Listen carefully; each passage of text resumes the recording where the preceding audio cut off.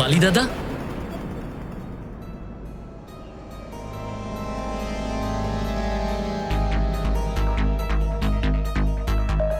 বালি দাদা,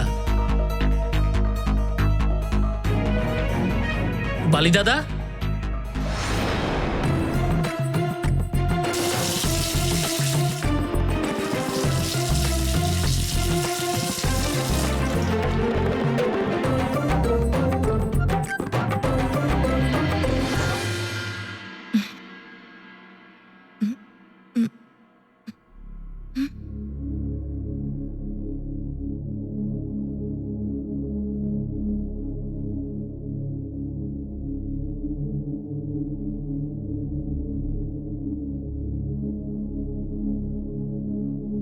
পুত্র মারুতি ভোরে উঠেই কোথায় চলে গেল?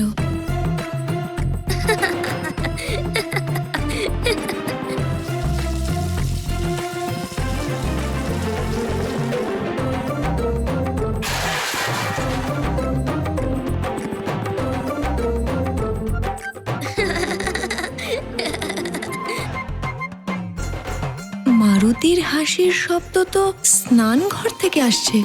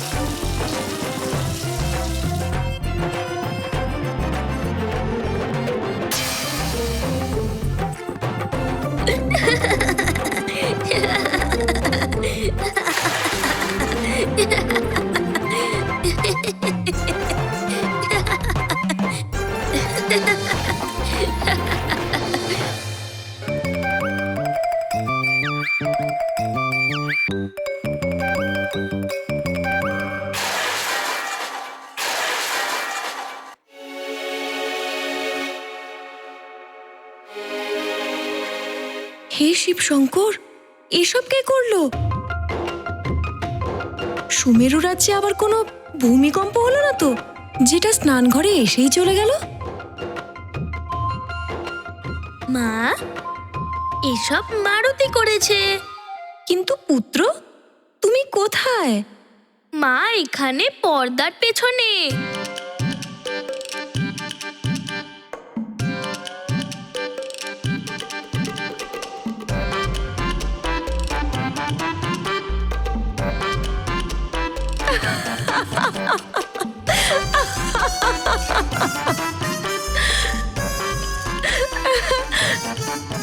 ভোরে উঠে নিজে স্নানও করে নিলে, কিন্তু এই তাড়াহুড়ো কি জন্য পুত্র? মা, তোমার পুত্র মারুতি প্রতিযোগিতার জন্য যাচ্ছে। কিন্তু মা, মারুতি এটা কেন পড়তে পারছে না?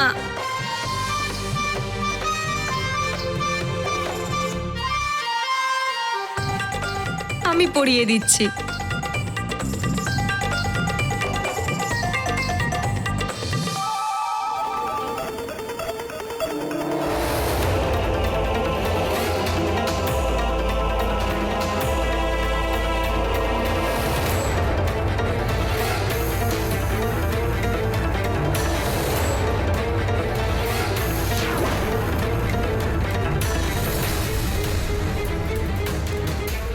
যদি আজ প্রতিযোগিতার ছলে ওই মর্কট বৃক্ষাসুরের কাছে পৌঁছে ওর হাত থেকে বেঁচে যায়, তাহলে আমি মহানতম কি অদ্ভুত গদা দিয়ে সমস্ত বিধির বিধান বদলে দেব।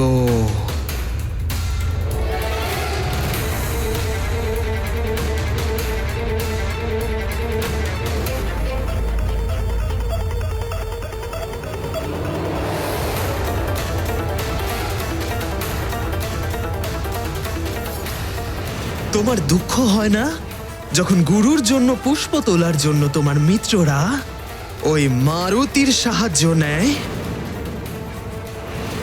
তোমাকে ওই মারুতি নামক মর্কটকে ওর সঠিক স্থানে পৌঁছে দিতে হবে। এবার বুঝতে পেরেছি দাদা কেন পাঠশালায় গিয়েছিল।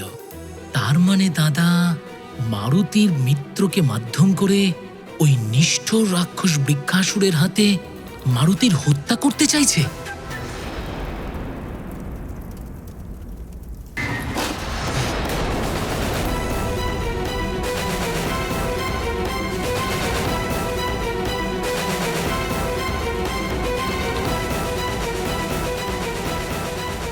দাদা, যাও, আমার চোখের সামনে থেকে দূর হয়ে যাও। আমি সব শুনে ফেলেছি দাদা।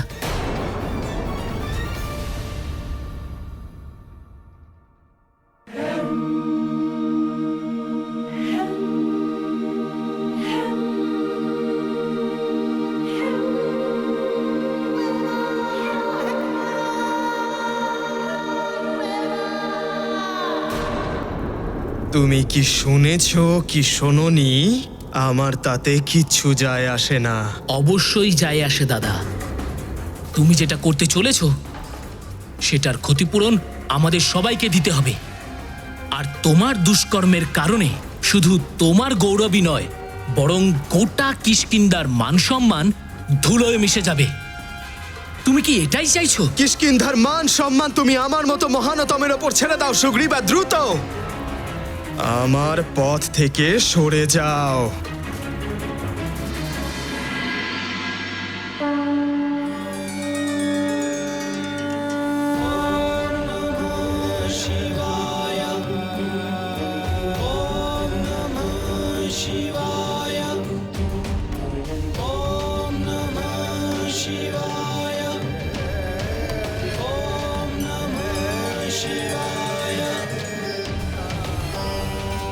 আজ আমার পুত্র বিজয়ী হবে।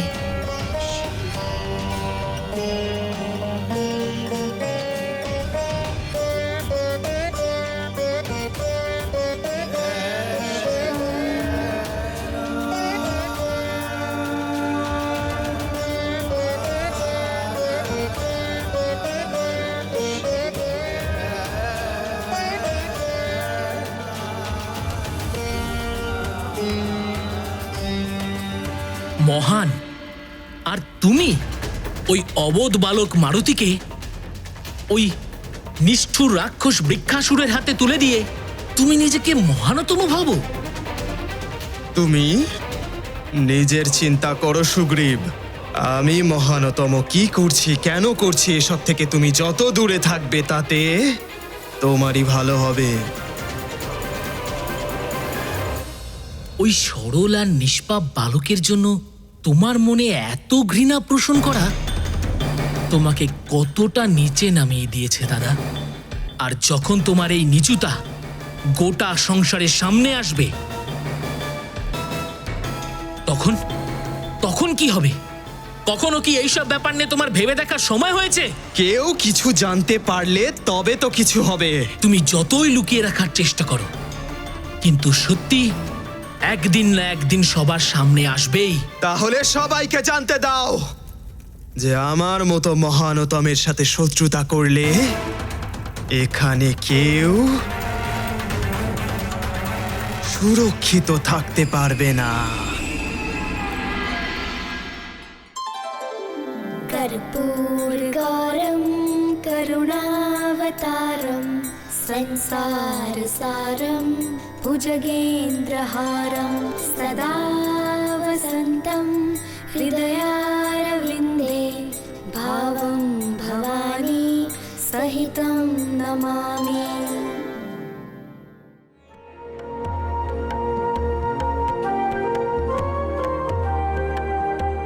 ওম নমঃ শিবায়, ওম নমঃ শিবায়, ওম নমঃ শিবায়, ওম নমঃ শিবায়।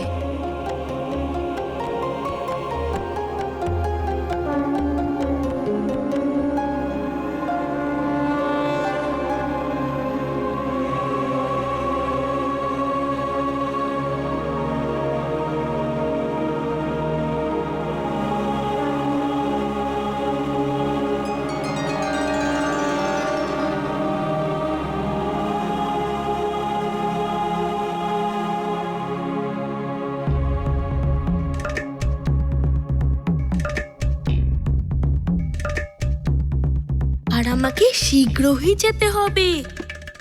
মা,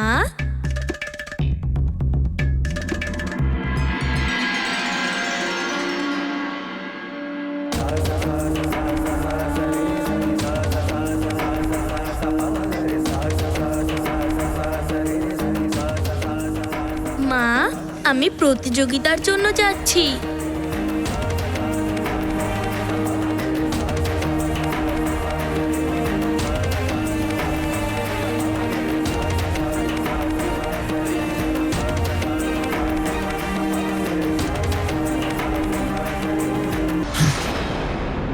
এখনো সময় আছে দাদা। নিজেকে মহান করার আগে নিজের কর্মকে মহান করো।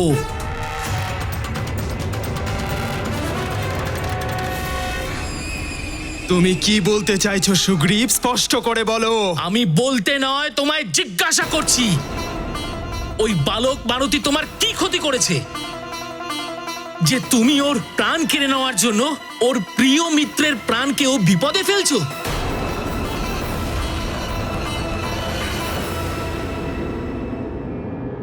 তোমার কথাতে একটুও সততা নেই। এই সব মিথ্যে। এসব সত্যি দাদা। আমি নিজের কানে শুনেছি যখন তুমি ওই সরল সাদাসিধে নীলকে মারুতির বিরুদ্ধে উস্কাচ্ছিলে আর বালকদের সামনে মারুতিকে প্রতিযোগিতার জন্য আমন্ত্রণ করছিলে। বালকদের মধ্যে প্রতিযোগিতা, এতে অনুচিতের কি আছে? অনুচিত হলো এটাই যে তুমি এই প্রতিযোগিতা শুম্ভ সাধন বনের সামনে করছো। কেন ওই বালক মারুতির জন্য তোমার মনে এত ঘৃণা, যার জন্য তুমি বৃক্ষাসুরের সঙ্গে মিত্রতা করে নিজের আর কিষ্কিন্ধার মঙ্গল মনে করছো?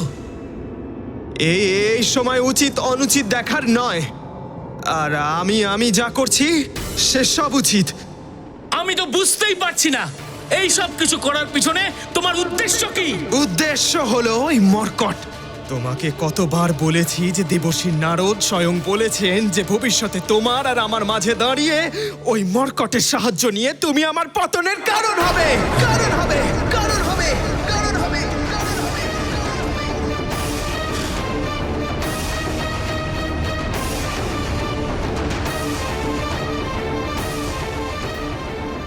আমি কি বলে ফেললাম?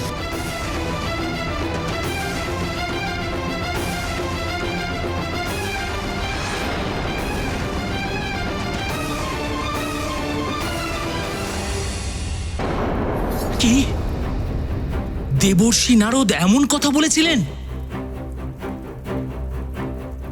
তুমি চুপ করে আছো কেন দাদা? আমি ভালো করে জানি এবার তুমি সত্যি কথা বলছো। বলো, দেবর্ষী নারদ তোমাকে আর কি বলেছিলেন? হ্যাঁ, এবার আমি সত্য বলছি। আর যদি তুমি পুরো সত্যটা জানতে চাও তাহলে শোনো। স্বয়ং দেবর্ষী নারদ ওই মর্কটের বিষয় বলার সময় আমায় বলেছিলেন যে ভবিষ্যতে তুমি আমার বিরুদ্ধে দাঁড়াবে আর ওই মর্কটের সাহায্য নিয়ে তুমি আমার বিনাশের কারণ হবে। তুমি শুনেছ? ওই মর্কটের সাহায্য নিয়ে তুমি আমার মতো মহানতমের বিনাশের কারণ হবে। আর এবার এই কথাটাও শোনো যে আমি মহানতম এমন কখনোই হতে দেব না। আর সেই জন্য মারুতির জন্ম হতেই তুমি আমাকে মিথ্যে কথা বলে ওর বিরুদ্ধে করে দিলে। তোমার কি তোমার ভাইয়ের উপর এতটুকু বিশ্বাস নেই? হ্যাঁ, তোমার উপরে বিশ্বাস নেই। আর তোমাকে বিশ্বাস করব আমি। তুমি তো এখন থেকেই ওই মর্কটের গুণগান করতে ক্লান্ত হও না। তাহলে ভবিষ্যতে আমি তোমার থেকে আর কি আশা করতে পারি? তার মানে তুমি এই সব কিছু কিষ্কিন্ধা আর নিজের পরিবারের জন্য করছিলে না, বরং নিজের স্বার্থের জন্য করছিলে। তাহলে তো প্রয়োজন হলে পরে তুমি আমাকেও রাস্তা থেকে সরিয়ে দেবে, তাই না দাদা?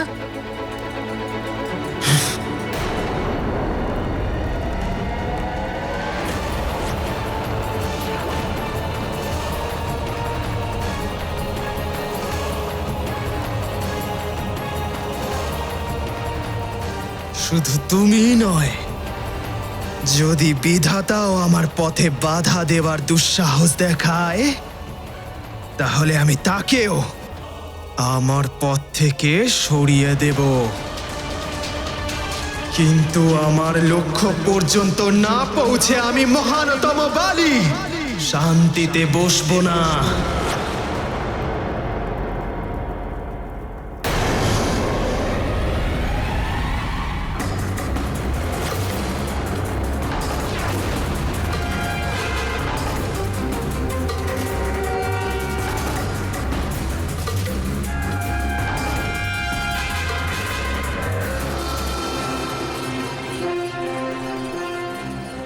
একজন ভাই সত্যের সাথে দাঁড়িয়ে আছে, তো অন্যজন অসত্যের ঘোরে রয়েছে।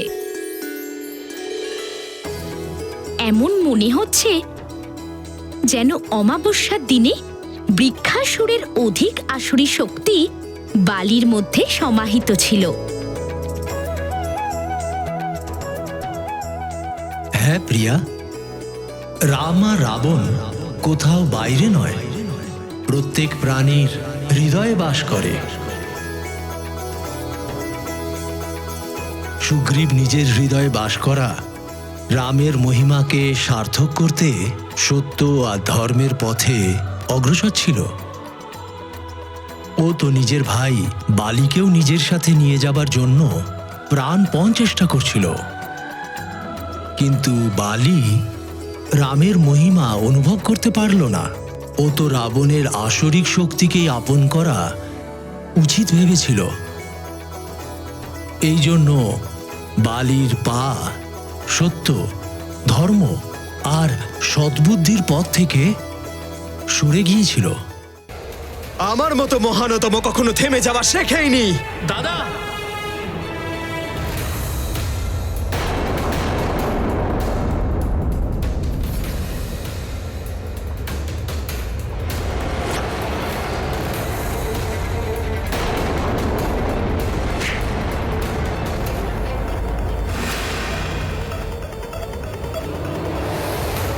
নিজের সীমা লঙ্ঘন করার চেষ্টা করো না দাদা।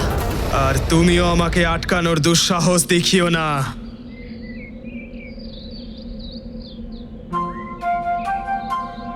আমি বললাম তুমি আমায় আটকানোর দুঃসাহস করো না।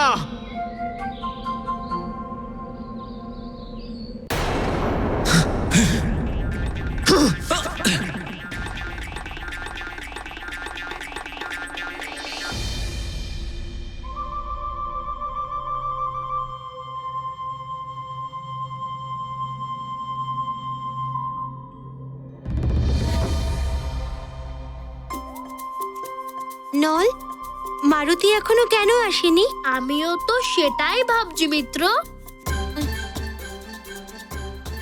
আমাকে দ্রুত পুরনো পাঠশালায় পৌঁছতে হবে, কোথাও বিলম্ব না হয়ে যায়।